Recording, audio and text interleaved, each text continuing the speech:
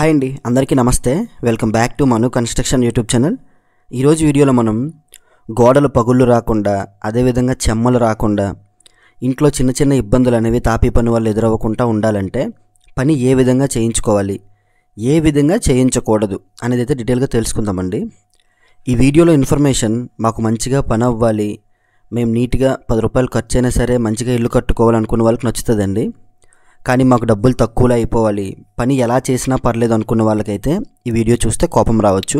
So skip చేసేయండి. కొంతమంది మేస్త్రీలు కావచ్చు, కాంట్రాక్టర్లు కావచ్చు, ఓనర్లు కావచ్చు.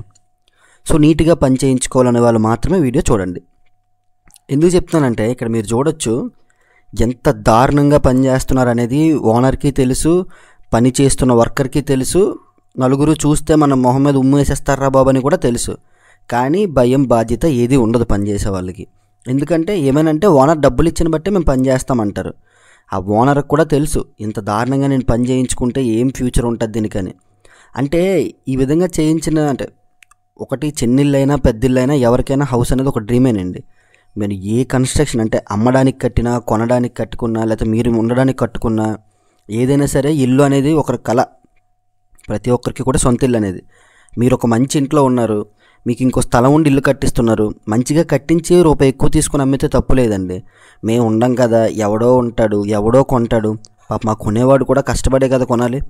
ఇప్పుడు ఇటువంటి జగనన్న కాలనీలు ఇల్లు కావచ్చు, లేకపోతే గవర్నమెంట్ ఇచ్చే స్థలాలు ఇల్లు కట్టినా, వేరే ఇల్లులు కట్టినా సరే అవతల వాడు మీ దగ్గర ఒక ఇల్లు కొంటున్నాడు అంటే వాడి జీవితంలో సగం అమౌంట్ కష్టపడి డబ్బులు సంపాదించే కదా కొంటాడు పాపం. సో వాడికి ఒక డ్రీమ్ ఉంటుంది కదా హౌస్ మీద. ఎలా పడితే అలా కట్టిన ఇల్లు అమ్మేస్తే ఎలా, ఇది కరెక్ట్ కాదు కదండి. సో ఇక్కడ పని జరుగుతున్నప్పుడు మేస్త్రికి కూడా తెలుసు ఈ విధంగా కట్టు పని చేయకూడదు, ఈ విధంగా ఇటుకలు పేర్చకూడదు, ఈ విధంగా అంటించి కట్టకూడదు, యువతల మనుషులు అవతల కనిపించేట్టుగా కట్టకూడదు. అదేవిధంగా బెల్ట్ స్లాబ్లు ఇక్కడ చూడండి మీరు, నేను చాలా వీడియోస్లో మొత్తుకుంటూ ఉంటా, బెల్ట్ స్లాబ్లు వేయండి రా బాబు, ఇలా వద్దు, ఇదా వద్దు, ఇదా వద్దని. ఇదే పని అవుతుందండి మ్యాక్సిమం. ఎవరికి అవసరం లేదు ముఖ్యంగా చెప్పాలంటే.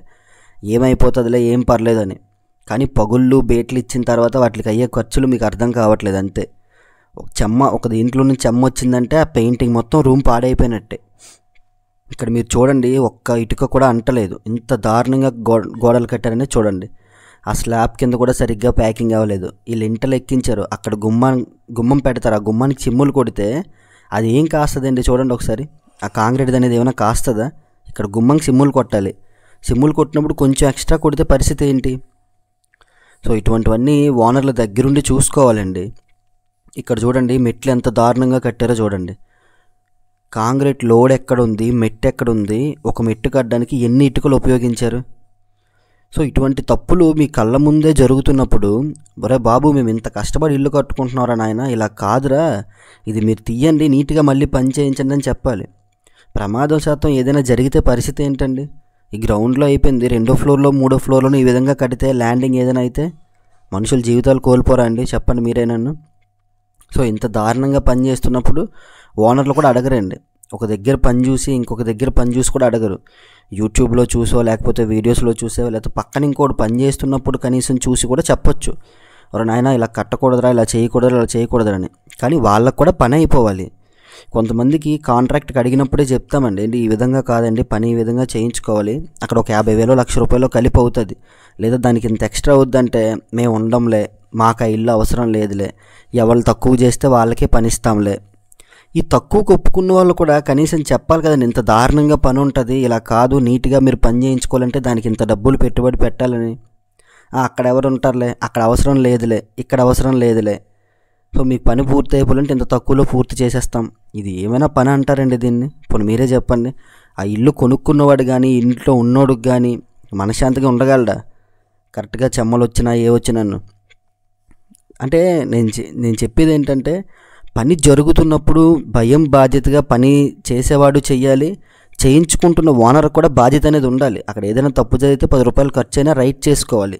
అరే నాయన ఇలా కాదురా బాబు, దీన్ని ఇలాగే చేయాలని. ఇక్కడ ఒక మెట్ ల్యాండింగ్లు ప్రతి ఒక్క దగ్గర ఇటుకలనే వంటించి కట్టడమే. ఇక్కడ ల్యాండింగ్ దగ్గర చూడండి ఎన్ని ఇటుకలు పెట్టి కట్టారో చూడండి. ఈ విధంగా అంటే ఇంత దారుణంగా పని చేయకూడదండి. ఒక మెట్టు అనేది ఏంటంటే మహా అయితే 12 బెడ్లు, లేదా 15 బెడ్లు, లేదా 18 బెడ్లు, 20 అంటే ఒక సైజుని బట్టి 3 ఇంటూ అడుగు వెడల్పు, 8 ఇంచుల ఎత్తు, 6 ఇంచుల ఎత్తు, 7 ఇంచుల ఎత్తు, కొన్ని దగ్గరలో ఏంటంటే ఎత్తు ఎక్కువ వస్తాయి మెట్లు ప్లేస్ లేక.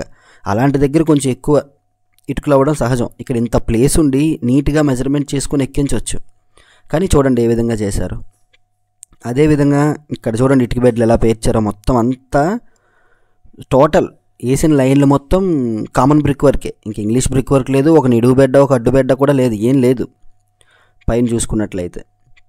సో కొన్ని దగ్గరలో పని దారుణంగా జరుగుతున్నప్పుడు ఓనర్లు అనేవాళ్ళు ఒక ఇంజనీర్ సజెషనో, లేకపోతే ఒక బెటర్గా ఉండే మేస్త్రి సజెషనో, లేకపోతే యూట్యూబ్, మీకు ఏదో అవసరం లేదు, యూట్యూబ్లోనే బోల్డ్ అనే వీడియోస్ ఉంటాయి, దేందో ఒక దాని సజెషన్ తీసుకొని మీరు నీట్గా పని చేయించుకొని, అరే బాబు మీకు డబ్బులు ఉట్టినివ్వట్లేదురా నాయన, మేము మా పని ఈ విధంగా కాదు, కొంచెం నీట్గా చేయండి, మేము ఉండకపోయినా ఎవడో ఒకడు మా దగ్గర కొనుక్కొనైనా ఇంట్లో ఉంటాడు కదా అని చెప్పేసి కొంచెమైనా సరే జాగ్రత్త అనేది ఉండాలండి.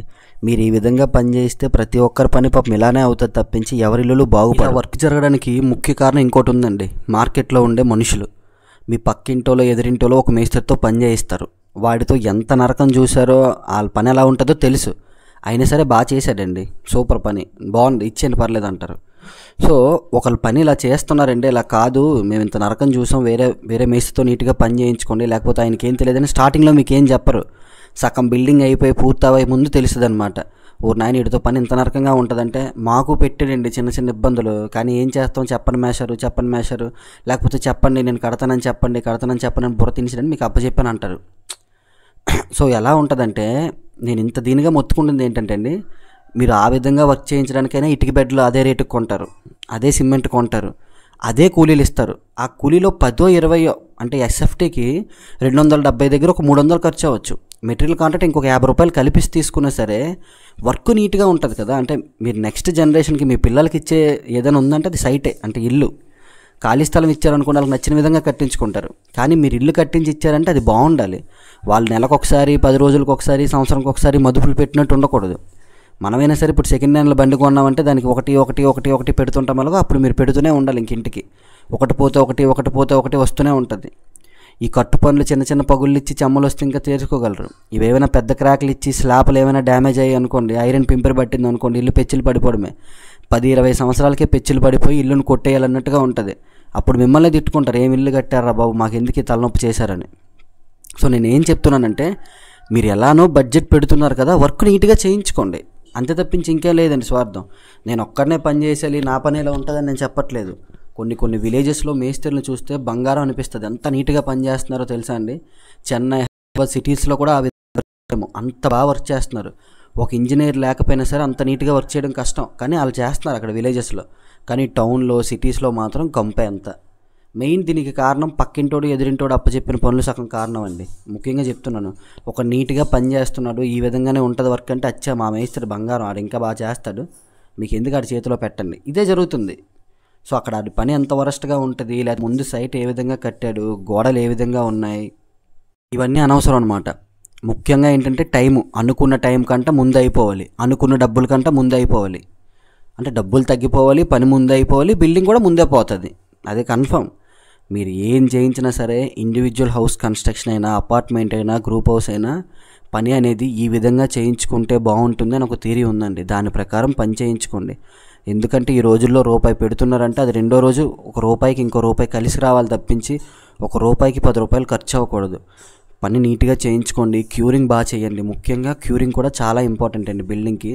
ఏదో గోడలు కట్టేస్తున్నాం కదా, వదిలేస్తున్నాం కదా అన్నట్టుగా ఉంచకండి. కొంతమంది ఏంటంటే 1-2 వారాల్లో గోడలు మొత్తం కట్టేసి స్లాబ్ వేసేస్తే ఓ పెద్ద పనోడు అంటున్నారు, కానీ అది కరెక్ట్ వర్క్ కాదండి.